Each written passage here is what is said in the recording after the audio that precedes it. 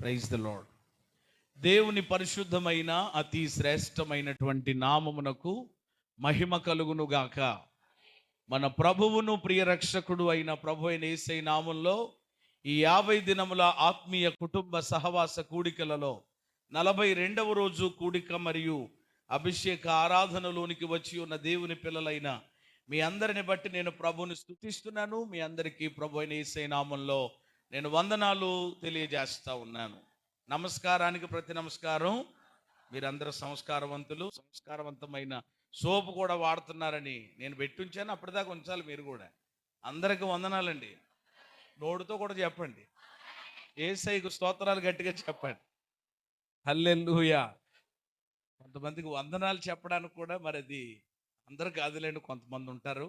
కానీ అలా కాదు, ప్రతిసారి కూడా మనం కలుసుకున్న ప్రతిసారి కూడా వందన వచనం, శుభవచనం అనేటువంటిది పలకటం మనందరికీ దీవెనకరం. సియోనులో నుండి నా దేవుడు మిమ్మలను దీవించును గాక. అక్కడ చైర్స్ అవసరమైతే బ్రదర్స్ మీరు వేసుకోవచ్చు, ముందే వేసి ఉంచండి. మరలా అప్పుడు వాక్యంలో వాటిని తీయడం ఇలాంటివి చేయడం అంత ఇబ్బందికరంగా ఉంటుంది. కొంతమంది కుర్చీలు ఉండి కూడా లేవు అనుకుని అలాగే ఇలా వెళ్ళిపోతున్నారు. శామ్యూయల్ 2 కుర్చీలు యవనస్తులు రాత్రి మనం విన్నాం. ఒక్క కుర్చీ అలా తీసేసినా అది ఏం చేసినట్టంటే ప్రభు పని చేసినట్టు. కుర్చీ వేసినా కుర్చీ తీసినా ఏం చేసినా దేవుని సన్నిధిలో ఆయన పని చేసినట్లు చెప్పండి. ఆయనను ఏం చేసినట్లు? మహిమ పరిచినట్లు. మీరు భోజనము చేసినను అని అంటే మరి ఇది కూడా ఇదే కదా. కాబట్టి ఆ అవకాశం ఎప్పుడు వస్తుందా అని చూడాలి మనం అన్నమాట. కానీ కొంతమంది అవకాశాలు వచ్చినా కానీ ఏంటో తెలియదు, అస్సలు అలాగా ఉండిపోతారన్నమాట అండి. కానీ ఎప్పుడు అలాగని చెప్పి మొత్తం ఇదైపోకూడదు నాయన, ఇంకా సరిపోద్ది. దేవునికి స్తోత్రం కలుగునుగా. మన వాళ్ళు ఉద్యమం ఎలా ఉంటుందనంటే బండి స్టార్ట్ అయ్యేదాకా ఉంటుందంటే దాన్ని గెంటితే మళ్ళీ ఎక్కడ ఆగకుండా వెళ్ళిపోద్ది. అలా నేను కూడా అనుకుంటున్నాను. దగ్గరికి వచ్చేస్తుంటే కూడికలు అయిపోతా ఉన్నాయి అనేటువంటి ఒక పరిస్థితి కలుగుతుంది. నిజంగా మీకు అలాంటి ఆసక్తి ఉంటే కనుక ఈ కూడికలను అవసరమైతే మనం ఏం చేద్దాం, బ్రేకులు లేని బండిలాగా కొనసాగింపజేద్దాం. చాలామందికి ఇష్టం లేదేమో, కష్టంగా ఎత్తుతున్నారు. ఎందుకు వచ్చింది బాధ? పునరుత్థానం వచ్చేసిన తర్వాత ఇంకా ఏమండి మనం సెలవు తీసుకోవచ్చు. సరే, మనం నేరుగా వాక్యంలోనికి మనం వెళ్ళిపోయినట్లయితే ఈ వారములో దేవుడు మనలను ప్రేమించి మనకిస్తున్నటువంటి అంశం ఏమిటి అని అంటే క్రీస్తులో ఆనందించుట. చెప్పండి అందరూ ఒకసారి మరలా. క్రైస్తవ జీవితం అనేటువంటిది ఆనందముతో కూడిన జీవితం. ఏ జీవితం చెప్పండి? ఏడుపు ముఖంతోటో మరొక ముఖంతోటో ఉండేది కాదు. ఆనందముతో కూడినటువంటి జీవితం. పరిస్థితులు ఎలా ఉన్నప్పటికీ కూడా, అది అనుకూలతైనా ప్రతికూలతైనా, అది కష్టమైనా అది నష్టమైనా, అది ఇరుకైనా అది ఇబ్బంది అయినా, అది ఏదైనా కానీ ఎల్లప్పుడూ మనము ప్రభువునందు ఏం చెయ్యాలి? ఆనందించాలి అని మనం నేర్చుకుంటూ, మరి క్రైస్తవుడు ఆనందంగా జీవించాలి అని అంటే ఫిలిప్పీ పత్రికను ఆధారంగా చేసుకుని 4 తాళపు చెవులు కలిగి ఉండాలి అని మనము ధ్యానం చేస్తున్నాం. ఎన్ని తాళపు చెవులు? 4. అందులో మనం ఎంతవరకు ఎన్ని తాళపు చెవుల గురించి ధ్యానించాం అమ్మా చెప్పండి? 2. మొదటిది గురి కలిగి ఉండాలి. ఏం కలిగి ఉండాలి? అది గురి గమ్యం లేని జీవితం కాదు క్రైస్తవ జీవితం అంటే. మనకొక గురి ఉంది, మనకొక గోల్ ఉంది, అది మర్చిపోవద్దు. రెండవది ఏమి కలిగి ఉండాలి? మంచి గుణాలు. ఏ గుణాలు? మంచి గుణాలు. మంచి గుణాలంటే క్రీస్తు యేసునకు కలిగిన మనస్సు కలిగి ఉండడం. మరి క్రీస్తు యేసు కలిగిన మనస్సు కలిగి ఉండడం అంటే యేసయ్య ఆలోచించినట్లు ఆలోచించడం, యేసయ్య చూచినట్లు చూడడం, యేసయ్య చెయ్యడం. కానీ రాత్రి మనము ధ్యానం చేశాం. ఈరోజు 3వ కీ గురించి నేను మీకు జ్ఞాపకం చేస్తాను. వినాలి పిల్లలు, ఎవరు మాట్లాడకుండా శ్రద్ధగా. 3వ తాళపు చెవి ఏమిటి అని అంటే గనక మనము పరిశుద్ధ గ్రంథములో మనము ఆ మాట చదువుతాం. అయితే ఆ 3వ తాళపు చెవి పేరు కూడా మరొకసారి నేను మీకు జ్ఞాపకం చేస్తాను. చెప్పండి ఏమిటది? గొప్ప ఆశ కలిగి ఉండాలి. ఏమి కలిగి ఉండాలి? గొప్ప ఆశ కలిగి ఉండాలి. ఉత్తి ఆశ కలిగి ఉండాలి అని అందుకని నేను అక్కడ పెట్టలేదు. గొప్ప ఆశ. ఏ ఆశ చెప్పండి? అది కలిగి ఉంటే ఏ ఆశ కలిగి ఉండాలి? గొప్ప ఆశే ఉండాలి తప్ప వేరే వట్టి ఆశలు మనము కలిగి ఉండకూడదు. దీనికి ఏమండి మనము చూసినటువంటి వాక్యం ఏమిటి అని అంటే 3వ అధ్యాయము 14వ వచనం ఒకసారి చదివేయండి.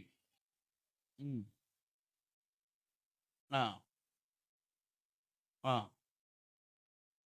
ఆ, బహుమానము పొందవలనని గురి యొద్దకే పరుగెత్తుచున్నాను. అంటే ఈ వచనం లేక ఈ మాట మనకి ఏం తెలియజేస్తా ఉంది అని అంటే గనక ఆయనలో ఉన్న గొప్ప ఆశను తెలియజేస్తా ఉంది. ఆయనలో ఆ ఆశ ఉంది కాబట్టే ఆ మాట ఆయన మాట్లాడగలిగారు. ఏమండి ఈరోజు ఆనందంగా జీవించాలి అని అంటే గొప్ప ఆశ కలిగి ఉండాలి. చెప్పండి ఏమి కలిగి ఉండాలి? గొప్ప ఆశ కలిగి ఉండాలి. క్రైస్తవ విశ్వాస జీవితంలో తప్పకుండా మూడు అనుభవాలకు ప్రాధాన్యత ఉందండి. 3 అనుభవాలకు ప్రాధాన్యత ఉంది ఖచ్చితంగా క్రైస్తవ విశ్వాస జీవితంలో. ఏంటో చెప్తాను, వాటిని చక్కగా మీరు వినండి.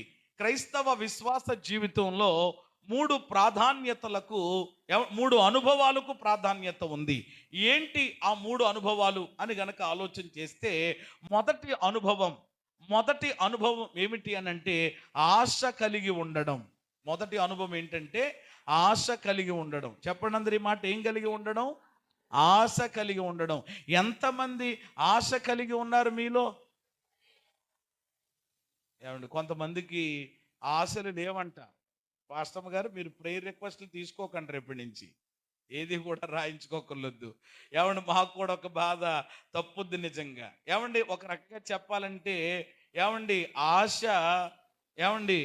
లేనటువంటి మానవుడు ఎవరైనా ఉన్నారు చెప్పండి? ప్రతి వ్యక్తికి కూడా ఏమండి పుట్టినటువంటి బిడ్డ కాడి నుంచి రేపో మాపో ఏమండి కాళ్ళు చాపినటువంటి వ్యక్తి సైతం చెప్పండి ఏం కలిగి ఉంటాడు? అందుకని చచ్చిపోయినోడి దగ్గర కూడా ఇంకా రేపో మాపో అనే వాళ్ళ దగ్గర కూడా వెళ్ళి అడుగుతారంట, ఏం తినాలని ఉంది, లేక ఏం తాగాలని ఉంది చెప్పండి. అంటే వీళ్ళ ఉద్దేశం ఏంటి? పాపం కనీసం ఇప్పుడు దాకా అయినా ఎలా పెట్టలేదు, ఇప్పుడు దాకా అయినా ఎలాగైనా చూడలేదు, ఇంకా రేపో మాపో బకెట్ ఏం చేసేలాగా ఉన్నాడు. కాబట్టి ఆయన ఏంటో కొంచెం తెలుసుకుంటే పోనీ అంత దూరమైన వెళ్ళి పట్టుకొచ్చి మేకాళ్ళ పులుసో లేకపోతే ఏమండి నాటుకోడి మాంసమో ఏదోటి మొత్తం మీద ఆయనకు గొంతుకులో పోస్తే అప్పుడైనా వీడి ప్రాణం వెళుతుందేమో అనే ఆలోచనతో కూడా చూసేవాళ్ళు ఉంటారు చాలామంది. సరే, అది ప్రక్కన పెట్టండి. ఆశ లేని మానవుడు ఎవరు కూడా లేరు. అయితే ఒక్క విషయం, ఏమండి ఆశ ఉండొచ్చట మనిషికి, కానీ ఏముండకూడదు? అత్యాశ ఉండకూడదు, దురాశ ఉండకూడదు. ఈ 2 ప్రమాదం. ఆశ ఉండొచ్చు, ఏమండి అత్యాశ దురాశ ఈ 2 ఉండకూడదు. ఎందుకు ఉండకూడదు అని అంటే ఆశ మనిషిని ఏం చేస్తుందంటే జీవింపజేస్తుంది. ఆశ ఏం చేస్తుంది? బ్రతికేలా చేస్తుంది మనిషిని, ఎవరినైనప్పటికీ కూడా. అదే ఏమండి అత్యాశ అయితే మనలను మనము చంపుకునేలా చేస్తుంది. అత్యాశ ఏం చేస్తుంది? మనలను మనమే ఈరోజు కూడా అలాగే వాళ్ళే చంపుకునే పరిస్థితిలో ఉన్నారు. ఎందుకు అనంటే వాళ్ళకి ఏమి లేదనమాట. ఆశ కాకుండా ఏమొచ్చి పడింది? అత్యాశ. 3వది ఏమిటి అనంటే దురాశ. చెప్పండి ఏంటది? దురాశ. మరి దురాశ ఏం చేస్తుంది? ఇతరులను చంపేలా చేస్తుంది. దురాశ ఏం చేస్తుంది? అందుకనే చూడండి అక్కడక్కడ కొన్ని హత్యలు జరగడం వెనకాల ఏమంటే ఆ పోలీసు వారి ఎంక్వైరీలో తెలిసినటువంటి విషయం ఏంటంటే ఈ వ్యక్తి ఆ ఇంట్లోనికి వెళ్ళి ఆ బంగారాన్నో లేకపోతే మరొకటో అపహరించేటువంటి విషయంలో వాళ్ళని ఏం చేసేసాడనమాట. కాబట్టి ఇలాగో ఇతరులను చంపేలా చేస్తుంది. ఏ ఆశ? మాట్లాడరేమ్మా? అది అందుకని 3 ఏది ఉండాలి మనకి? ఆశ ఉండొచ్చు, ఎందుకంటే అది మనల్ని ఏం చేస్తుంది? బ్రతికిస్తుంది. అత్యాశ మనల్ని మనం చంపుకునేలా చేస్తుంది. దురాశ ఇంకొకరిని చంపేలా చేస్తుంది. కాబట్టి ఆశ ఉండొచ్చు, ఆశ కలిగి ఉండడం. క్రైస్తవ విశ్వాస జీవితంలో 3 అనుభవాల్లో మొదటి అనుభవం ఏంటంటే ఆశ కలిగి ఉండడం. అయితే ఆశ కలిగి ఉంటే సరిపోదండి. ఆశ కలిగి ఉంటే ఆశించింది మన దగ్గరకు వచ్చేయదు. ఆశ కలిగి చాలా మందికి ఉంటాయి. ఏమండి అలాగని ఈ రాత్రి ఆశపడ్డారని రేపు వచ్చేస్తుందా? ఏమండి మనకి కారు కావాలని ఆశపడ్డారు. ఉదాహరణకు పొద్దున్న లేచేటప్పటికి బెంజ్ కారు మీ ఇంటి ఎదురుకుండా ఉందా? ఏమండి ఏదో ఆ పూసలో లేకపోతే ఇంకోటో ఎవరెవరో ఏదో చెప్తే వాళ్ళ పెట్టుకుంటే చూసి కాస్త నీకు కూడా ఇదయ్యింది, వెంటనే అది వచ్చేస్తుందా? రాదు. అంటే ఆశ కలిగి ఉండడం మంచిదే. అయితే ఆశ కలిగి ఉన్నంత మాత్రాన ఆశించింది మన దగ్గరకు రాదు. ఆ ఆశ నెరవేర్చుకోవడానికి రెండవ ఏమండి అనుభవం చెప్తాను. అది ఏమిటి అనంటే ఆరాట పడడం. ఏం చేయడం? ఆరాట పడడం. అంటే మొదటగా ఏం కలిగి ఉండాలని చెప్పాను? ఆశ కలిగి ఉండాలి. మరి ఇప్పుడు ఆశ నెరవేర్చబడాలంటే ఏం చేయాలి? ఆరాట పడాలి. ఎంతమందికి ఆరాటం ఉంది? లేదా పోరాటం ఉందా? ఆరాట పడడం. ఏమండి ఖచ్చితంగా ఈ ఆరాటం అనేది కూడా ఏమండి అవసరం, మనము కలిగి ఉండాలన్నమాట. ఏమండి ఆరాట పడితే ఆశించేసింది వచ్చేస్తుందా? ఏమండి ఆరాట పడినంత మాత్రాన బోళ్ళు ఆరాటాలు ఉంటాయి ఇక్కడ ఉన్నటువంటి మీకుని చాలామందికి. ఆ మనిషికి ఎంత ఆరాటం అండి బాబు అని అంటారు చూడండి కొంతమందికి.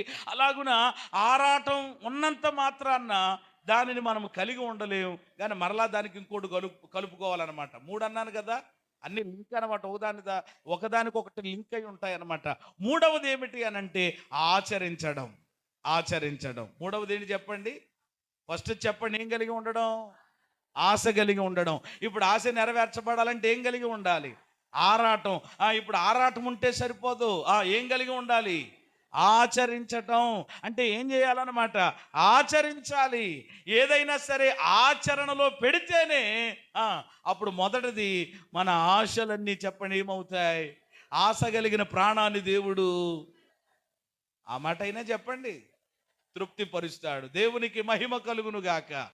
చేతులెత్తి ఒక మంచి స్తోత్రం చెప్పండి. ప్రియమైన దేవుని ప్రజలారా, ఈరోజు ఏమంటే మనము ధ్యానం చేస్తున్నటువంటి యొక్క 3వ తాళపు చెవిలో ఏమంటే గొప్ప ఆశ కలిగి ఉండాలని మనం చూస్తున్నాం కదా. ఇప్పుడు ఏ మాటలైతే నేను 3 చెప్పానో ఈ 3 మనకు ఎవరిలో కనబడతాయి అని అంటే పౌలు గారిలో కనబడతాయి. ఈ పత్రిక రాసినటువంటి పౌలు గారిలో మనం చూస్తాం.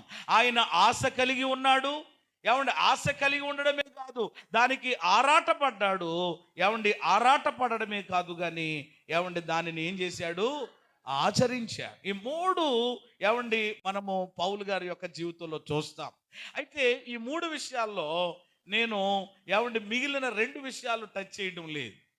ఏమండి మిగిలిన 2 అని అంటే ఆరాటం గురించి కానీ ఆచరణ గురించి కానీ నేను చెప్పడం లేదు. ఎందుకనంటే మన కీ ఏంటి చెప్పండి? మనకి మన యొక్క తాళపు చెవేంటి? అది. కాబట్టి ఆరాటం ఏమంటే పోరాటం ఏమన్నా ఉంటే తర్వాత ఎప్పుడైనా ఆలోచన చేద్దాం. ఏమంటే మన యొక్క తాళపు చెవుని గురించి మనం ధ్యానం చేద్దాం. ఇప్పుడు ఈ పౌలు గారి యొక్క జీవితంలో నుండే నేను మీకు కొన్ని విషయాలు త్వరగా ఈ రాత్రి మీ అందరి కొరకు నేను ప్రార్థించాలి కనుక చాలా మాటలు నేను సిద్ధపడి రాసుకున్నాను కానీ అన్నీ కూడా చెప్పలేకపోతా ఉన్నాను. సుమారుగా ఈ స్టడీ చేస్తే ఒక 6-7 మాటలు వచ్చినాయి. ఏమంటే పౌలు గారి యొక్క ఆశలు. కానీ అవన్నీ కనుక చెప్తే కనుక ఏమంటే అభిషేక ప్రార్థన ఆఖరిలో చేయడం కాదు. కొంతమందికి మధ్యలోనే ఏమంటే మీరు అభిషేకం చేత ఏమండి ఒకవేళ మీరు కుమ్మరించబడతారనే భయంతో ఆ మాటలన్నీ కూడా నేను రాసుకునే ప్రక్కన పెట్టి త్వరగా కట్టే కొట్టే తెచ్చే అన్నట్లుగా ఒక 3 లేక 4 మాటల్లో త్వరగా ఏమంటే పౌలు గారిలో ఉన్నటువంటి ఆ ఆశలేంటో ఈ పత్రికలో నుండి ఈ 4 అధ్యాయాల్లో నుండి కొన్ని మాటలు త్వరగా జ్ఞాపకం చేసుకుని ఆ ఆశలు మనలో ఉన్నాయా లేదని చిన్న పరిశీలన చేసుకుని అది కలిగి ఉంటే ఎప్పుడు మనం ఆనందించగలం అనేటువంటి విషయాన్ని ఏమంటే మనము ధ్యానం చేస్తాం. రండి, పౌలు గారు కలిగి ఉన్నటువంటి ఏమంటే గొప్ప ఆశల్లో మొదటి ఆశ ఏమిటి అనంటే గనక క్రీస్తుని ఎరగడం. మొదటి మాట చెప్తా ఉన్నాను, క్రీస్తుని ఎరగడం. చదవండి దేవుని వాక్యం 3వ అధ్యాయము 10-11 వచనాలు. ఏ విధము చేతనైనను మృతులలో నుండి నాకు పునరుద్ధానము కలగవలెనని ఆయన మరణ విషయములో సమానుభవము గలవాడనై ఆయనను ఆయన పునరుద్ధాన బలమును ఎరుగు నిమిత్తము, ఎట్టిదో ఎరుగు నిమిత్తము పెంటతో సమానంగా ఎంచుకొనుచున్నాను. చూసారా, ఈ 10-11 వచనాల్లో ఏమండి ఎరుగు నిమిత్తము అనే మాటలు కనబడ్డాయి. ఏమండి అంటే దీన్ని బట్టి ఆయన ఆశ ఏమని అనిపిస్తుంది మీకు? అమ్మా, ఈ మాటలు బట్టి, వచనాలను బట్టి పౌలు గారికి ఏ ఆశ ఉందన్నమాట? క్రీస్తుని ఎరగాలనే ఆశ ఉంది. అర్థం చేసుకోండి వాక్యాన్ని. ఏమండి ప్రియమైన దేవుని బిడ్డలారా, అంటే పాస్టర్ గారు అంత అద్భుతంగా లేక అంత లోతులోనికి నేను వెళ్ళలేను, కానీ ఏమండి పరిశుద్ధాత్ముడు ఏమండి సహాయం చేస్తున్నారు. తప్పకుండా ప్రతి ఒక్కరు మీరు అర్థం చేసుకోగలగాలి. చేతులెత్తి ఒక మంచి స్తోత్రం చెప్పండి దేవుడి. ఏమండి క్రీస్తుని ఎరుగుట. ఏమండి ఇప్పుడు పౌలు ఆశ ఏంటి చెప్పండి? క్రీస్తుని ఎరగాలి. ఏం ఎరగాలి? ఆయన పునరుద్ధాన బలమును ఎరగాలి. ఆ తర్వాత ఆయన శ్రమలలో పాలివాడనగుటి ఎట్టుదో ఎరగాలి అనేటువంటి ఆ ఆశ కలిగి ఆ ఎరిగే ప్రక్రియలో, ఆ ఎరిగేటువంటి ఆ యొక్క ఆశలో అతడు ఒకటి చేస్తున్నాడట. ఏంటి చెప్పండి? అది సమస్తాన్ని నష్టముగా, పెంట దానికి ముందు ఉంటుంది అనమాట. ఇక్కడ మాత్రం ఏమన్నాడంటే సమస్తమును నష్టముగా. ఎలా ఎంచుకుంటున్నాడట? నిజంగా ఆశ ఉందనుకోండి, కొంతమందికి ఆశ లేదు కాబట్టే ఏది కూడా ఏం చేయలేరు అనమాట. ఇప్పుడు దేవుని మహాకృప ఏంటంటే ఈ 50 దినాల ప్రార్థనలో ఏమండి మీరందరూ కూడా ఒక తీర్మానం చేసుకుని ఆశ కలిగి ఉన్నారు కనుక ఏమండి ఈ 42వ రోజు కూడిక వరకు కూడా ఏమండి ఒక్కరోజు కూడా మానకుండా మీరు దైవ సన్నిధికి ఏం చేయగలిగారు? అంటే మీలో ఏముంది? ఆశ. ఆశ లేనోళ్ళు ఏమండి చూద్దాంలే, వెళ్దాంలే, గుడ్ ఫ్రైడేకి ఎలాగని వెళ్తాం కదా, యేసయ్యని సిలువేసినప్పుడు 2 కన్నీళ్లు గార్చడానికి, ఆ తర్వాత తిరిగి లేచినప్పుడు ఎలాగైనా వెళతాం కదా చేయి కొట్టడానికి. అంటే ఈరోజు కొంత ఆశే, ఏమంటే ఆశ మనల్ని ఏం చేసేలా చేస్తుందంటే కొన్ని నష్టపోవడానికి కూడా చేస్తుంది. ఈరోజు చూడండి, కొందరు నష్టపోవడానికి ఇది అవ్వరు అస్సలు. మాకు ఏమి ఇది అవ్వకూడదు, అంతా కూడా కంఫర్ట్గా ఉండాలి అనేటువంటి ఆలోచన. ఇప్పుడు పౌలు గారిలో ఉన్నటువంటి ఆశ ఏమండి క్రీస్తుని ఎరగాలని. అందుకోసం ఆయన ఏం చేస్తున్నాడట? 1 కాదు, 2 కాదు, ఏమనుంది అక్కడ? సమస్తమును నష్టముగా ఎంచుకొనుచున్నాను. వినండి జాగ్రత్తగా. ఇప్పుడు పౌలు గారిలో ఉన్న మొదటి ఆశ ఏంటంటే క్రీస్తుని ఎరగాలనే ఆశ. చెప్పండి అందరి మాట. అది ఏమండి నేను వివరిస్తున్నాను జాగ్రత్తగా గమని. ఎరుగని వ్యక్తిని మనము ప్రేమించలేం. ఎరగని వ్యక్తిని మనం ఏం చేయలేం? ప్రేమించగలుగుతాం చెప్పండి. ఏమండి మీరు ఆయన ఎవరో తెలియదండి, మీ దగ్గరకు వచ్చారు, మొత్తం మీద తలుపు కొట్టారు, బెల్ల కొట్టారు, తలుపు తీశారు, ఎరగలేదు. ఏమండి ఎరగలేనప్పుడు ఏం చేస్తారు? వెంటనే మీరు ఏమని అంటారు ముందు? మీరు రండి, కాఫీ తాగుతారా, టీ తాగుతారా, పాలు కలపమంటారా, మజ్జిగ కలపమంటారా అని అంటారా? ఏమంటారు? ఎవరండి మీరు అని అంటారు. అంతేనే కదా? ఎవరండి, ఎవరు కావాలండి, ఎక్కడికి వచ్చారు, అంతే కదా? అదే గనక ఎరిగిన వ్యక్తి అయితే, ఇప్పుడు నేనే ఉన్నాను, ఉదాహరణకు మీ ఇంటికి వచ్చాను, ఎవరండి మీరు? ఏమండి ఏ ఊరేంటండి, దారి తప్పిపోయి ఇలాగా ఉన్న వచ్చారా అని అంటారా? హలో, ఏమంటారు? వెంటనే వందనాలండి అయ్యారు, పాస్టర్ గారు అంటే అండి బాబు లోపలికి రండి అని వెంటనే ఆహ్వానించి కూర్చోబెట్టి ప్రార్థన చేయించుకుని మీకు కలిగినది ఏదో ఆతిథ్యం ఇచ్చి పంపిస్తారు, అంతే కదా? అలాగే ఈరోజు ఎర్రగని వ్యక్తిని మనం ఏం చేయలేం? ప్రేమించలేం. ఎర్రగని వ్యక్తిని మనము ప్రేమించలేం. ప్రేమించని వ్యక్తి కొరకు విధేయత చూపలేం. జాగ్రత్తగా ఈ మాటలు మీరు గమనించండి. ప్రేమించని వ్యక్తి కొరకు ఏం చూపలేము? విధేయత చూపలేం. విధేయత చూపడానికి ఏం కావాలి? ప్రేమ కావాలి. విధేయత చూపడానికి ఏం కావాలి? అందుకని యేసయ్య యోహాను సువార్త 14:23లో యేసు ఒకడు నన్ను ప్రేమించిన ఎడల నా ఆజ్ఞలను గైకొనును అన్నారు ప్రభు. అయిపోయింది. ఒకడు నన్ను ప్రేమిస్తే ఏం గైకొంటాడు? ఆజ్ఞలను గైకొంటాడు అన్నారు. అంటే ప్రేమకు ఎరగడం అనే అనుభవం కావాలి. చెప్పండి, ప్రేమకి ఏ అనుభవం కావాలి? ఎరగడం అనేటువంటి అనుభవం కావాలి. అంటే ఇప్పుడు పౌలు ఏమండి క్రీస్తుని ఎరగలేదా? మాట్లాడరేమ్మా? ఏమండి క్రీస్తుని ఎరగలేదా? ఎందుకు ఎరగలేదు? ఎరిగాడు కదా. దమస్కు అనే ఆ ప్రాంతంలో ఆ గుర్రం మీద ఏమండి ఒక భయంకరమైనటువంటి వ్యక్తిగా వెళ్ళిపోతున్నప్పుడు, దేవుని ప్రజలను నాశనం చేయాలి, పాడు చేయాలని ఆ దృక్పథంతో వెళ్ళిపోతుంటున్నప్పుడు ఏమండి ఆయన ప్రత్యక్షత కలిగింది, ఆయన దర్శనం కలిగింది. ఏమండి ఆకాశంలో నుండి దేవుడు ఆయనతో ఏం చేశారు? సౌలా, సౌలా, నీవేలా నన్ను హింసించుచున్నావు. ఆయన స్వరం వినబడింది, ఆయన మాట్లాడారు. పౌలు మామూలుడేమి కాదండి, మాటలు రాసేటప్పటికి ఇప్పటికే చాలా ప్రత్యక్షతలు కలిగిన వాడు ఈ పత్రిక రాసేటప్పటికి. అంటే ఇక్కడ మీరు గమనించండి, పౌలు జీవితంలో ఎన్నో ప్రత్యక్షతలు ఉన్నాయి. ఎన్నో ప్రత్యక్షతలు దేవుని ద్వారా పొందిన వాడిగా ఉన్నప్పటికీ, దేవునిని ఎరిగిన వాడిగా ఉన్నప్పటికీ ఇంకా ఎరగాలనేటువంటి ఆశ కలిగి ఉన్నాడు. స్తోత్రం చెప్పండి. ఎదిగినప్పటికీ ఇంకా ఏమవ్వాలనుకుంటున్నాడు? అది ఈరోజు ఎంతమందిలో ఉందండి అది అసలు. కొంతమంది ఏమనుకుంటున్నారంటే చాలే, అయ్యి బాబు మొన్న 7 ప్రసంగమే, ఇంకా ఇది అయిపోయి ఇంకేంటమ్మా ఏమండి, లేకపోతే ఏమండి మోర్దెకై గురించి ఇంకా అంటే ఈరోజు క్రైస్తవ విశ్వాస జీవితంలో దేవునిని ఎరిగే విషయంలో మనకి ఎప్పుడు ఏముండకూడదు? ఏముండకూడదు? తృప్తి ఉండకూడదు. వేరే వేరే వాటిలో తృప్తి పడడం పర్లేదు, తినేటప్పుడు చాలే అనుకోండి. ఏమంటే ఒక ముద్ద, అందుకని చూడండి మనకి కూడా దేవుడు మెసనెట్టాడు అనమాట అండి. లోపల తింటా ఉన్నప్పుడు మెసన ఉంటుంది. తింటున్నప్పుడు ఒక్కోసారి మనకి ఏమవుతుంది? ఏంటి రావట్లేదా? రావట్లేదంటే ప్రాబ్లంలో ఉన్నట్టు లెక్క. మరి రావాలి ఖచ్చితంగా. ఏమంటే ఆ తేనుపు వచ్చిందని అంటే దాని అర్థం ఏంటనమాట? బండి ఏమంటుందంటే చాలు అంటుంది. ఇక లోపల మిషన్ ఏమంటుందంటే సరిపోతుంది, ఇప్పుడు వద్దని. ఒక్కొక్కళ్ళు ఏం చేస్తారంటే 2-3 వచ్చినా కానీ ఇంకా ఏం చేస్తారనమాట. ఆ తర్వాత ఏం జరుగుతుందో మీకే తెలియాలి. అంటే ఆలోచన చేయండి. ఈరోజు చాలా మందికి ఏమంటే భక్తి జీవితంలో కూడా ఏమొచ్చేసింది అనమాట. తృప్తి వచ్చే 40 రోజులు వెళ్ళానులే, లేకపోతే 20 రోజులు వెళ్ళానులే, 10 రోజులు వెళ్ళానులే, చాలులే. నన్ను అడిగితే 50 రోజులని ఏదో మనం పెట్టుకున్నాం, కానీ నన్ను అడిగితే 50 దినాలు కాదండి, 40 దినాలు కాదండి, 100 రోజులు కాదండి. చెప్పండి ఏంటి? నాకైతే ఏమనిపిస్తుందంటే 365 రోజులు కూడా ఇలాగ ఉంటే ఎంత బాగుంటుందని. వద్దులేండి, వద్దు. మిమ్మల్ని ఎవరిని నేను ఏమంటే ఇబ్బంది పెట్టను. ఇప్పటికే 365 రోజుల్లో సగం రోజులు మనం లెక్కెట్టుకుంటే ఏమంటే చాలా రోజులు దేవుని సన్నిధిలోనే మనము గడిపేస్తున్నాం. ఆహా నా ధన్యత, ఓహో నా భాగ్యము, ఏమని వివరింతును, ఏమని. ఇది ఏంటి చెప్పండి? ధన్యత. ఇదేంటంటారు? ధన్యత, భాగ్యం.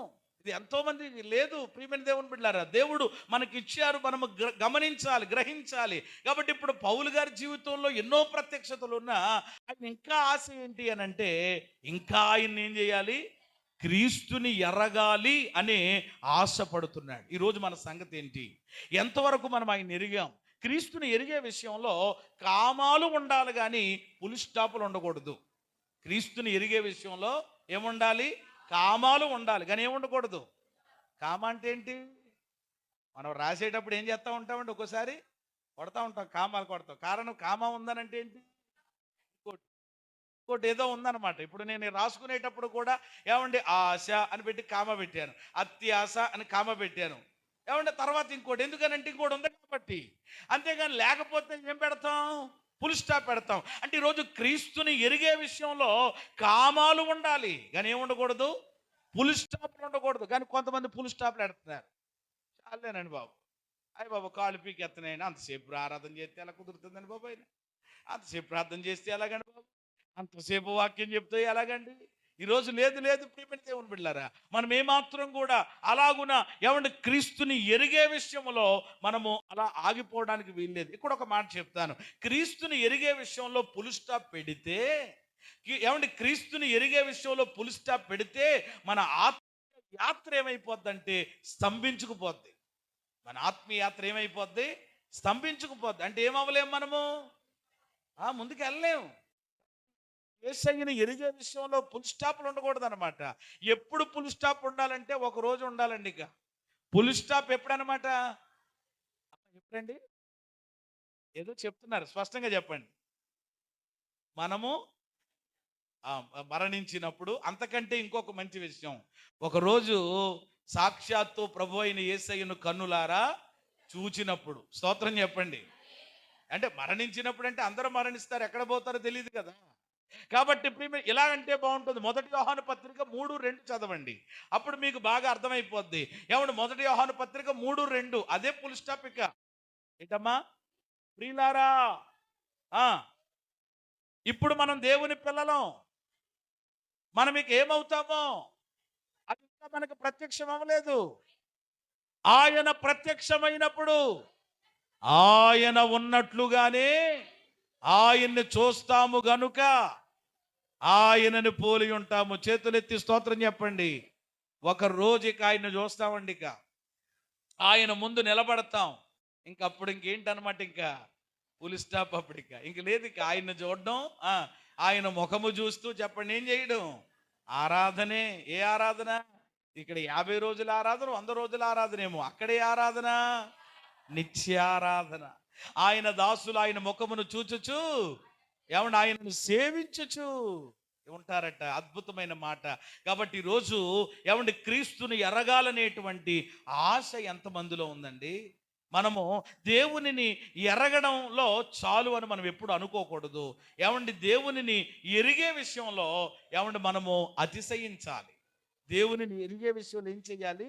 అతిశయించాలి. ఒకసారి చదవండి ఆ మాట. ఇర్మియా గ్రంథము 9వ అధ్యాయం 24వ వాక్యం, 23. బాగుంటాయి ఈ మాటలు, చాలా అద్భుతంగా ఉంటాయి. ఇర్మియా 9:23-24. యెహోవా ఇలాగ సెలవిస్తున్నాడు, జ్ఞానట తన జ్ఞానాన్ని బట్టి అతిశయించకూడదట, శూరుడు తన శౌర్యాన్ని బట్టి అతిశయించకూడదట, ఐశ్వర్యవంతుడు తన ఐశ్వర్యాన్ని బట్టి అతిశయించకూడదట. అతిశయించేవాడు మరి దేన్ని బట్టి అతిశయించాలి? భూమి మీద కృప చూపుచు నీతి న్యాయములను జరిగించేవాడను నేనే అని గ్రహించి నన్ను పరిశీలనగా తెలుసుకుని అతిశయించవలెను. చూసారా, ఆ వచనం మనకి ఏం నేర్పిస్తుందంటే దేవునిని ఎరగడంలో మనం ఏం చేయాలి? అతిశయించాలి. అమ్మా దేవుని ఎరగడంలో ఏం చేయాలి? అతిశయించాలి. అబ్బా దేవుడు ఎంత గొప్ప ఆధిక్యత నాకు ఇచ్చాడు, ఎంత గొప్ప కృప నాకు ఇచ్చాడు. ఏమండి దేవునిని ఎరగడంలో అతిశయించాలి, దేవుడు మనలో ఆనందించాలి. రెండు మీరు గుర్తుపెట్టుకోండి. ఎరగడంలో మనం అతిశయించాలి, దేవుడు ఎవరిలో ఆనందించాలి? ఆ తర్వాత వచనం చదవాలి, అప్పుడు 24 అక్కడే ఉంటుంది. అట్టి వాటిలో నేను ఆనందించువాడనని. అట్టి వాటిలో అంటే అలాంటి వారిలో నేనేం చేస్తాను? అది ఎవరిలో దేవుడు ఆనందిస్తాడు? అందరిలో కాదు. ఎవరిలోని? దేవునిని ఎరగడంలో ఎవరు అతిశయిస్తారో వారిలో దేవుడు ఏం చేస్తాడు? అది ఎంతమందిలో ఈరోజు నిజంగా దేవుడు ఆనందిస్తున్నాడు? ఏమండి ఈరోజు నిన్ను బట్టి దేవుడు ఆనందించేలాగా ఏమండి నీ జీవితం ఉందా? మన జీవితం ఉందా? అంటే ఈరోజు దేవునిని ఎరగడంలో ఏమండి మనము అతిశయిస్తున్నామా? ఈరోజు మన సంగతి ఏంటి? మన సంగతి ఏంటి? పౌలు ఎంత గొప్ప సేవ చేసినా, ఇంత గొప్ప అద్భుతమైన పరిచర్య చేసి, ఇన్ని గొప్ప ప్రత్యక్షతను పొందుకున్నా ఏమండి ఆయనను ఎరిగే విషయంలో ఇంకా ఏం పడుతున్నాడు? ఆశ పడుతున్నాడు. చెప్పండి, ఏం పడుతున్నాడు? మరి ఈరోజు ఎంతమందికి ఉందండి ఈ ఆశ? ఈరోజు ఎరిగింది చాలా తక్కువ. నన్ను అడిగితే ఇంకా ఇంకా ఎరగాలండి, ఆ ఆశ మనలో పుట్టాలండి ఈరోజు. కాబట్టి అది మనం కలిగి ఉండాలి. పౌల్లో ఉంది. మొదటి ఆశ చెప్పండి, క్రీస్తుని ఎరగాలనే ఆశ. రెండవది, టైం అవుతుంది కాబట్టి కొంచెం త్వరగా ముందుకు వెళదాం. 3:9 చదవండి. క్రీస్తుని సంపాదించుకుని. చాలు. ఏమంటే రెండవ ఆశ ఏంటంటే పౌలు గారికి ఉన్న రెండవ ఆశ క్రీస్తుని సంపాదించుకోవాలనే ఆశ. క్రీస్తుని ఏం చేయాలని? ఒకటి ఎరగాలనే ఆశను చూసాం, రెండు క్రీస్తుని సంపాదించుకోవాలనే ఆశ. సంపాదించుకోవడం ఏంటి? ఏమండి ప్రతి ఒక్కరూ కూడా ఏమండి సువార్త ద్వారా రక్షణ మనము పొందుకున్నాం. రక్షణ ఎలా పొందుకున్నాం ఈరోజు? ఏమండి దేని ద్వారా? ఎవరో ఒకరు ఏం చెప్పారనమాట, సువార్త చెప్పారు.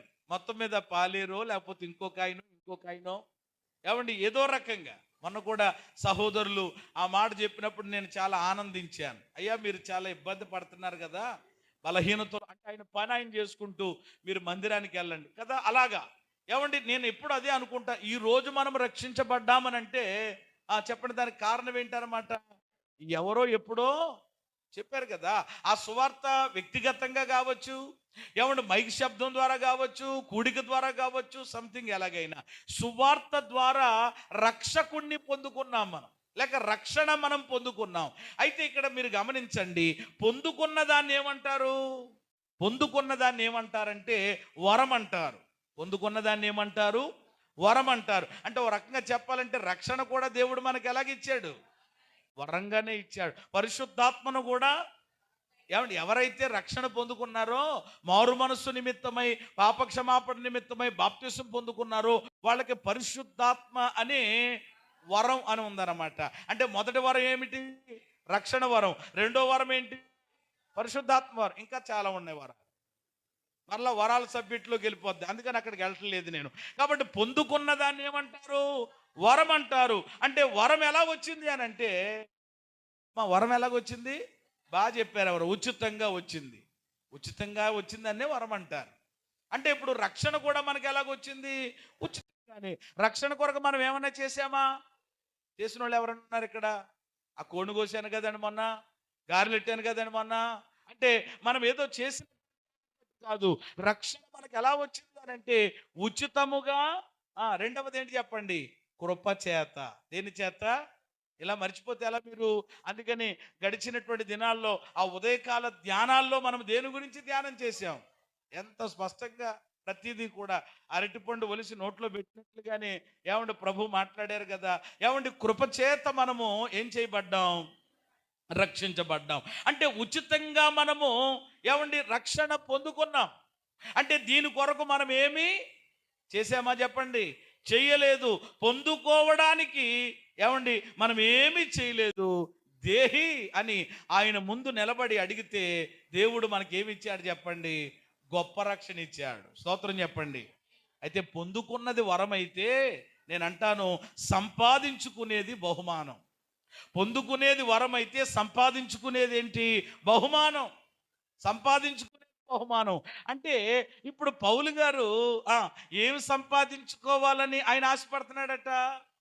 క్రీస్తుని ఆల్రెడీ రక్షణ ఉచితంగా పొందేసుకున్నాడు. ఏమంటే పొందుకున్నటువంటి ఆయన ఇప్పుడు క్రీస్తుని ఏం చేయాలనుకుంటున్నాడంట?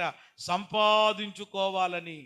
ఇందాకడేమో ఏమంటే నష్టంగా ఎంచుకున్నానంటే, ఇప్పుడు ఈ క్రీస్తుని సంపాదించుకోవడానికి సమస్తాన్ని పెంటగా ఎంచుకున్నాడట. ఎలా ఎంచుకున్నాడు చూసారా? ఆలోచన చేయండి. కాబట్టి ఉచితంగా పొందుకున్నటువంటి దాన్ని ఏమండి మరి పొందుకున్నటువంటిది వరం అయితే, ఏమండి మనము సంపాదించుకునేటువంటి దాన్ని బహుమానం అంటారు. ఈ బహుమానం కొరకు మనం ఏం చెయ్యాలి అని అంటే ప్రయాసపడాలి. బహుమానం కొరకు ఏం చేయాలి చెప్పండి? తప్పకుండా ప్రయాస లేకుండా చెప్పండి ఏమి రాదు. ఎవరికైనా గోల్డ్ మెడల్ వచ్చింది, ఏమండి వేసి చక్కగా అభినందించి మెమోంటో ఇచ్చారు, ఫోటోలు తీశారు అని అంటే ఉరకనే వచ్చేసింది వాళ్ళకి.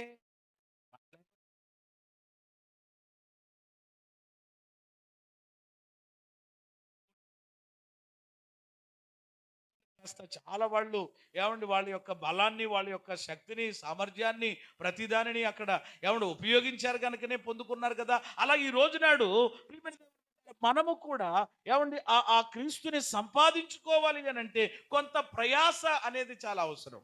కొంత ప్రయాస పడాలి మనం. ఏమండి ఏమిటి ఆ ప్రయాస? ప్రయాస పడకుండా మనందరికీ తెలుసు ఏమి రాదు. ప్రయాస పడకుండా ఏమి రాదు? ఫలము రాదు, జీతము రాదు, బహుమానం రా. అవునా కదా చెప్పండి.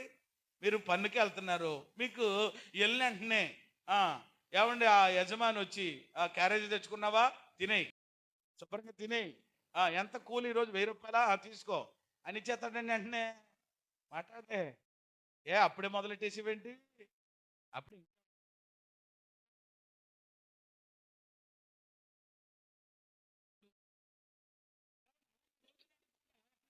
క్రీస్తుని సంపాదించుకునే ప్రక్రియలో మనం ఏం పడాలి? ప్రయాసపడాలి. చూడండి ఒకసారి ఆ వచనాన్ని, 2వ అధ్యాయం 12వ వచనం నుండి. ఫిలిప్పీ పత్రికే 2:12. కాగా ఉమ్, ఉమ్, ఉమ్. నా నా దగ్గర ఉన్నప్పుడు మాత్రమే కాదు, మీతో లేని కాలంలో కూడా భయముతోనూ వణుకుతోనూ మీ సొంత రక్షణను, అది ఏం చేయండి, మీ సొంత రక్షణను సువార్త ద్వారా ఉచితముగా రక్షణ అనేదాన్ని పొందుకున్నాం. అయితే ఇప్పుడు క్రీస్తుని సంపాదించుకోవడానికి ఆ సొంత రక్షణలో మనం ఏమవ్వాలన్నమాట, కొనసాగాలి. సొంత రక్షణలో ఏం చేయాలి? ఈరోజు చాలామంది ఏమంటే రక్షణలో ఏం చేయలేకపోతున్నారని అంటే కొనసాగలేకపోతున్నారు. బాప్తీసం అయితే తీసేసుకుంటారు, తీసుకునేటప్పుడు ఏమడిగినా ఏమంటే భలే కూపేస్తూ ఉంటారు తలకాయ, కానీ ఆ తర్వాత ఉండదు ఇంకేమీని. అయితే మన యొక్క జీవితాల్లో ఆయన్ని సంపాదించుకోలేము అలాగైతే. కాబట్టి ఈ సొంత రక్షణ ఏమంటే మనం ఎప్పుడైతే కొనసాగింప చేస్తూ ఉంటామో తప్పకుండా ఏమంటే మన యొక్క జీవితాల్లో ఏమంటే క్రీస్తుని ఏం చేసుకోగలుగుతాం, ఇప్పుడు పౌలు యొక్క ఆశ ఏమిటి అని అంటే క్రీస్తుని ఆ సంపాదించుకునే ప్రక్రియలోనే మన మూలవాక్యం చదువుకున్నాం కదా 14వ వచనంలో. అందుకని అంటాడు, ఉన్నతమైన పిలుపునకు కలుగు బహుమానం గురి యొద్దకే పరుగెత్తుచున్నాను అన్నాడు. ఏం చేస్తున్నాడట? పరిగెడుతున్నాడు, ప్రయాసపడుతున్నాడు. సంపాదించుకోవాలనేటువంటి ఆ ఆశలో పరిగెడుతున్నాడు. ఆ ఆశ ఉంటే మనం పరిగెట్టగలుగుతాం. ఆశ ఉంది కాబట్టి మీరు ఈ రోజు వరకు రోజులు కూడా. ఆశ లేకపోతే ఏమీ ఉండదు, మన జీవితంలో ఏం చేయలేము. క్రీస్తుని సంపాదించుకోవాలనేటువంటి ఆశ ఈరోజు మనము ఏమంటే కలిగి ఉన్నామా, లేక ఈ లోకంలో ఏవేవో సంపాదించుకోవాలనేటువంటి ఏమండి ఆ ఆశ మనం కలిగి ఉన్నామా? ఎవరికి వాళ్ళు ఆలోచించాలి. బైబిల్లో కూడా చాలామంది ఏవేవో సంపాదించుకోవాలని తెగ ఆశపడ్డారు. ఒక ఆయనంట సర్వలోకాన్నే ఏం చేయాలనుకున్నాడట, కానీ తన ప్రాణాన్ని ప్రయోజనం ఏముంది?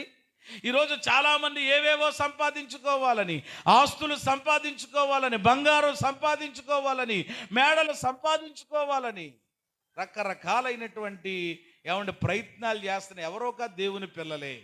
కానీ మనము అవి కాదు ప్రియమైన దేవుని బిడ్డలారా, వాటిని సంపాదించుకోవాలని వాటి వెంట మనం వెళితే అవి ఏం చేస్తాం అన్నమాట, మన దగ్గర నుంచి ఏం చేస్తూ ఉంటాయి. కానీ యేసయ్యను సంపాదించుకోవాలి, ఆయన ప్రేమను సంపాదించుకోవాలి, ఆయన సహవాసాన్ని సంపాదించుకోవాలి, ఏమంటే ఆయన గొప్పతనం అని ఎప్పుడైతే ఈ యొక్క ఆశ కలిగి ఉంటామో అవి నువ్వు అడగక్కలేకపోయినా కానీ నీ వెనకాల పరిగెట్టుకుని వస్తాయి. స్తోత్రం చెప్పండి. అది ఏమండి ఆశీర్వాదాలు అనేవి ఏమండి మన వెంట రావాలి తప్ప ఆశీర్వాదాల వెంట మనం వెళ్ళడం కాదు. ఏమండి నువ్వు నీలో దేవుని సంబంధమైన ఆశ, ఆత్మ సంబంధమైన దైవిక సంబంధమైన ఆశలు ఉంటే నా దేవుడు తప్పకుండా ఫిలిప్పీ 4:19 ప్రకారం ఆయన మహిమలో మన ప్రతి అవసరత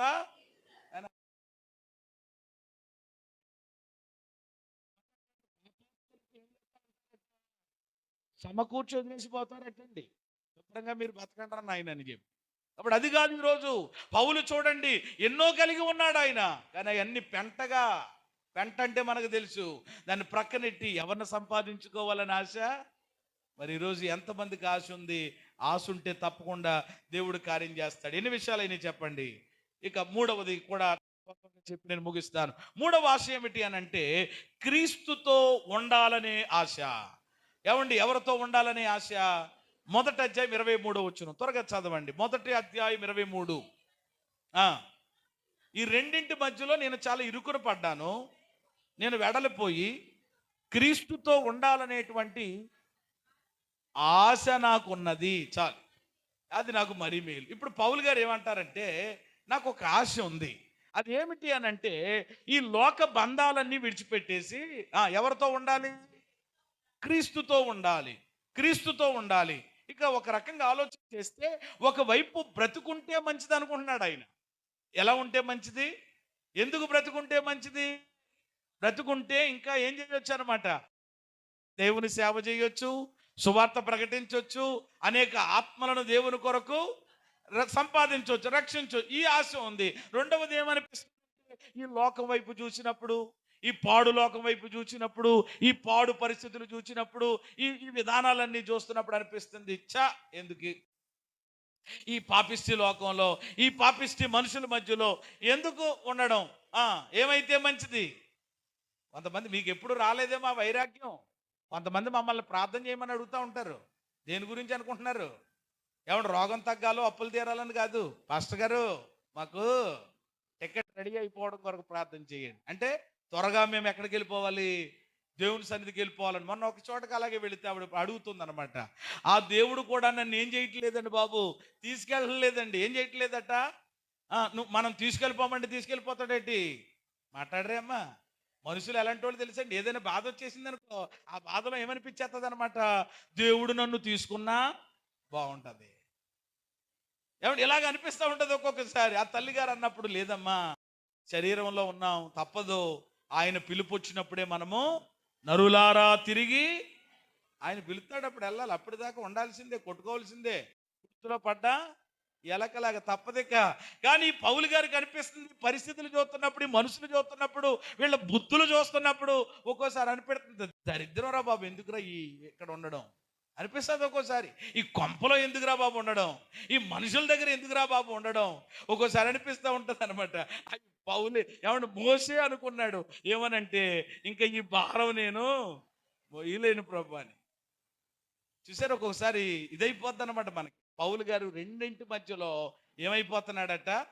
చదివారు కదా అక్కడ మీరు, ఈ రెండింటి మధ్యలో ఇరుకున పడి ఉన్నాను. ఇరుకున పడి, ఒకవైపేమో ఉంటే మంచిదేమో దేవుని సేవ చేద్దాం, ఏమండి వెళ్ళిపోతే మంచిదేమో చక్కగా ఆయన ఒళ్ళో ఏమండి విశ్రాంతి పొందుదాం అంటే. ఇక్కడ మీరు గమనించవలసిన విషయం ఏమండి, చాలా మంది భక్తుల జీవితాల్లో ఏమండి మరణ విషయంలో వాళ్ళు చాలా సంతోషంగా ఉన్నారండి. చాలా మంది భక్తుల జీవితాల్లో ఏమండి సంతోషంతో ఏమండి వాళ్ళు ఏమండి మరణాన్ని ఎదుర్కొన్నారనమాట. మరణం విషయంలో వాళ్ళు ఏమాత్రం కూడా అధైర్యపడలేదు, భయపడలేదు. ఒకవేళ మరణమే వాళ్ళ దగ్గరకు వచ్చినప్పుడు కూడా ఏమండి సంతోషంతో, ఎందుకంటే నేను ఎక్కడికి వెళ్ళిపోతాను ప్రభుది. ఒక భక్తుడిని ఇలాగ ఇంటర్వ్యూ చేశారట ఒక మీడియా వాళ్ళు వచ్చి. ఒక మంచి దైవజనుడు, మంచి భక్తుడు అయిన, అయ్యా మీరే గనక చనిపోతారు అనేటువంటి వార్త విషయం మీకు తెలిస్తే, ఏమండి మీ మరణ వార్త, మీ మరణ పరిస్థితి మీకు తెలిస్తే మీరు ఎలా ఫీల్ అవుతారు, మీ అనుభవం చెప్పండి అన్నారట. అప్పుడు వెంటనే ఆయన చిరునవ్వు నవ్వి అన్నాడట, ఏమండి నేను పరిచర్యలో ఉన్నాను, సేవలో ఉన్నాను, ప్రయాణములో ఉన్నా, ప్రసంగిస్తూ ఉన్నా, ప్రార్థన చేస్తూ ఉన్నా, నేను ఎక్కడున్నా ఏ స్థితిలో ఉన్నా, నేను మరణిస్తే ఇక్కడ నేను ఏమండి కళ్ళు మోస్తాను, అక్కడ దేవుని ఒళ్ళో కళ్ళు తెరుస్తానన్నాడట. స్తోత్రం చెప్పండి. ఇంకొక ఆయన ఏమన్నాడనంటే, ఇదిగో నాకు మరణమును గురించిన ఏ భయము కూడా లేదు, మరణం అంటే ఏమీ కాదు, ప్రమోషన్ రావడమే అన్నాడట. ఏం రావడం చెప్పండి? ప్రమోషన్. ఎక్కడికి ప్రమోషను? పరలోకానికి. ఏమంటే అక్కడికి ఇలా భక్తుల జీవితాలు మరణం గురించి చదివితే అద్భుతంగా ఉంటుందండి. ఒక్కొక్కరికి మరణం అంటే సామాజిక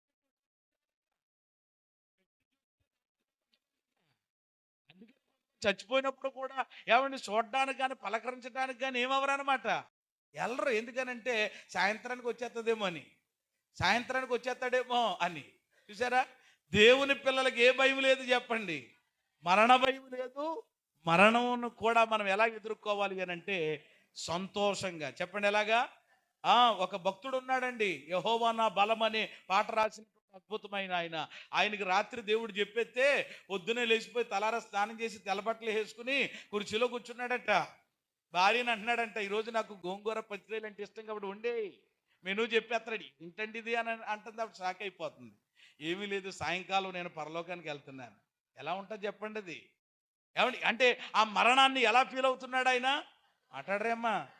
మనమైతే ఏం చేస్తామన్నమాట, ఇంకా అసలు ఏం ముట్టరు, ఇంకా అసలు మొత్తం ఇంకా ఏమండి కరెంట్ షాక్ కొట్టిన కాకిలాగా, ఏమండి వడదెబ్బ తగిలిన ఉడతలాగా అయిపోయి ఇంకా మొత్తం బిగిసిపోతారనమాట అండి. లేదు, ఈరోజు మరణములో కూడా చెప్పండి ఆనందించేవాడే ఎవరనమాట. ఇక్కడ ఒక మాట చెప్పకుండా నేను ముగించాలని నాకు అనిపించట్లేదు. నీరో చక్రవర్తి ఎంతమంది తెలుసు? నీరో చక్రవర్తి ఏమంటే అతని యొక్క చరిత్ర చాలా ఇదిగా ఉంటుంది. ఆ నీరో చక్రవర్తి తన కాలంలో, నీరో చక్రవర్తి క్రైస్తవులంటే అసలు పడదనమాట. క్రైస్తవులంటే వాడికి చాలా భయంకరమైనటువంటి ద్వేషం, క్రైస్తవులంటే భయంకరమైనటువంటి కోపం. ఏమండి క్రైస్తవుల మీద ఉన్నటువంటి ద్వేషం మీద, కోపం మీద క్రైస్తవుల్ని చాలా చిత్రహింసలు పెట్టాడు, మామూలుగా కాదండి. ఏమండి నిరో చక్రవర్తి క్రైస్తవుల్ని ఏమండి హింసలు పెట్టినటువంటి వాటిలో ఏమండి ప్రత్యేకంగా చెప్పాలంటే చాలా ప్రాధాన్యమైన ఏమండి ఒక హింస ఉందన్నమాట. చాలా ఉన్నాయి కానీ ఇది మాత్రం చాలా ముఖ్యమైనటువంటి హింసగా పరిగణించారు. అదేమిటి అనంటే క్రైస్తవుల్ని తీసుకొచ్చట ఒక మైదానంలో, ఒక మైదానంలో ఏమండి బతుకున్నటువంటి మనుషులకి ఏమండి గొర్రె చర్మాలు తెలుసు కదా మీకు, ఏ చర్మాలు? గొర్రె చర్మాలు తొడిగించి, గొర్రె చర్మములను తొడిగించి ఏమండి క్రూర మృగాల మధ్యలో వదిలేసేవాడంట. ఎవరిని ఎవరిని మిమ్మల్ని అన్నట్టుగా ఫీల్ అవుతారేంటి? అలా వదిలేయమంటారా? ఆ రోజులు ఇక రానే వస్తున్నాయి చెప్పాలని అంటే. ఏమండి అవి స్టార్ట్ అయిపోయినాయి క్రీస్తు రాకడ సమీపంగా ఉన్న దినాల్లో. దేవుని పిల్లల్ని అంటే వాడికి అంత ఇదనమాట.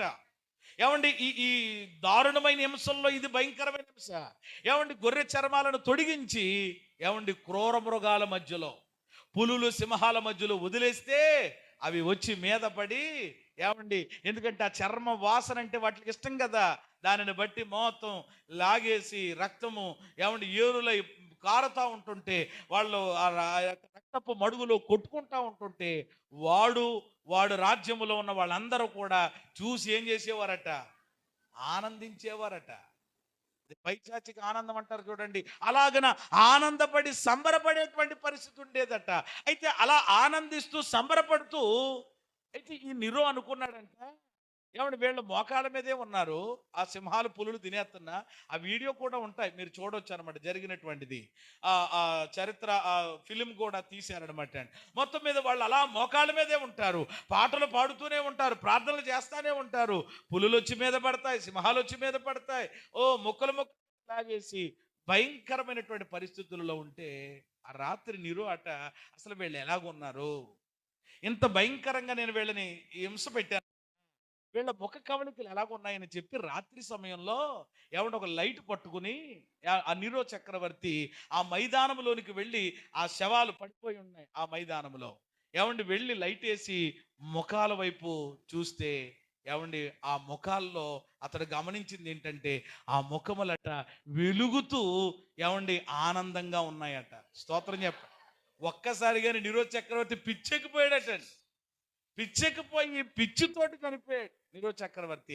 అంటే అప్పుడు దాకా వాళ్ళకి ఆనందంగా సంబరంగా ఉంది కానీ, అంటే వాడికి ఎందుకు పిచ్చెక్కిపోయింది అని అంటే మరణములో కూడా చెప్పండి ఏం చేస్తున్నారు? ఈరోజు మనకు మరణం దాకా వెళ్ళక్కర్లేదండి.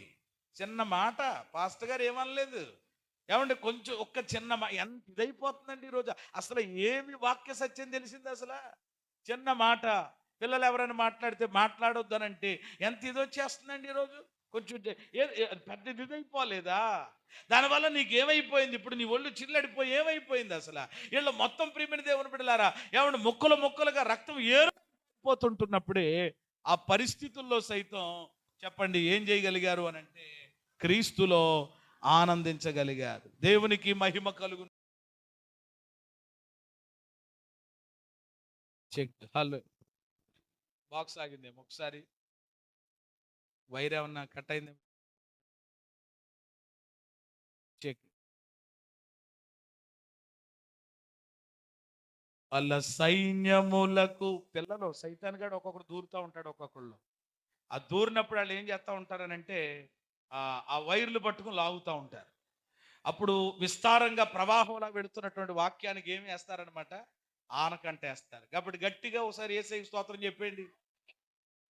హల్లెలూయా, దేవునికి మహిమ కలుగును గాక. అంటే వాళ్ళ ఉద్దేశం ఏంటంటే పాస్టర్ గారు ముగించండి, పలహారం పంచిపెట్టనివ్వండి, ప్రార్థన చేసి పంపించండి అని. దానికి ఇదే మీకు ఆనవాలు. అలాంటి కితకితలు పెట్టకండి దయచేసి, జాగ్రత్తగా వినండి. ఇప్పుడు ఎక్కడికి వచ్చాం మనము? మూడవ మాట, నిరో చక్రవర్తి సంగతి అలాగుంచితే పౌలు మూడవ ఆశ ఏమిటి అని అంటే క్రీస్తుతో ఉండాలనే ఆశ. చెప్పండి ఎవరితో ఉండాలనే ఆశ? రోజు మరి ఎంతమందికి ఆశ ఉంది? ఇంకా కొంతమందికి ఏంటంటే ఇంకా ఇంకా ఇంకా ఏదో సంపాదించాలి, ఏదో చేసేయాలి. పౌలు గారు ఎంత గొప్ప ఆశ కలిగి ఉన్నాడు. చివరి మాట నేను వివరించకుండా చెప్పి ముగించేస్తాను. అదే మన మూలవాక్యం చదువుకున్నాం కదా, ఉన్నతమైన పిలుపునకు కలుగు బహుమానము పొందవలనని గురి యొద్దకే చివరి 4వ ఆశ ఏంటనంటే బహుమానము పొందాలనే ఆశ. చెప్పండి, ఏ ఆశ? బహుమానము పొందాలనే ఆశ. చూడండి ఎంత అద్భుతంగా ఆయన ఆశపడుతున్నాడు. ఎక్కడ బహుమానం పొందాలనే ఆశ? ఈ లోకములో కాదు. చెప్పండి, ఎక్కడ? పరలోకంలో. ఏమండి, క్షయమైన బహుమానం కాదు. ఏ బహుమానం? అక్షయమైనటువంటిది. లోకంలో కూడా చాలా మంది బహుమానాలు తెస్తారు, బహుమానాలు ఇస్తారు. ఎంతకాలం ఉంటాయి? మీ పెళ్ళికి ఇచ్చిన బహుమానం ఇంకా ఉందా? ఉంటే చాలా సంతోషం, మీరు చాలా జాగ్రత్తగా దాచుకున్నారని అర్థం. ఏమంటే కొన్ని బహుమానాలు వాడిపోవచ్చు, పగిలిపోవచ్చు, కానీ క్షయమైనటువంటి దానికోసం కాదు, అక్షయమైన బహుమానం కోసం. ఏమండి, పౌలు ఏం కలిగి ఉన్నాడు? ఆశ కలిగి. ఈరోజు మన ఆశలు ఏంటి? మన ఆశలు ఏమై ఉన్నాయి? దేవుని పిల్లలుగా అన్యజనుల వలె ఏమి తిందామా, ఏమి త్రాగుదామా, ఏ కూర వండుకుందామా, ఏ ఊరు వెళదామా, ఇవేనా మన ఆశలు ఇక జీవితాంతం? ఏమండి, వీటికి దయచేసి ఆపుదాం.